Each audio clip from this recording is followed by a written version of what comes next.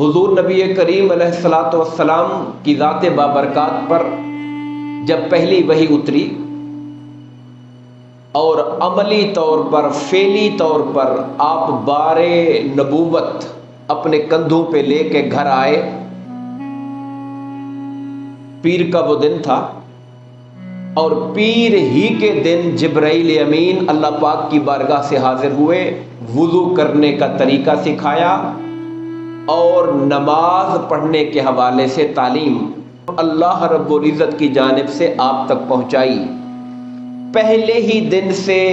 حضور نبی اکرم صلی اللہ علیہ وسلم نماز پڑھنے والے تھے، اور آپ کے ساتھ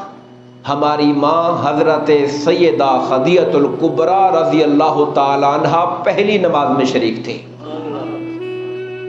اور منگل کی صبح کو جو نماز پڑھی گئی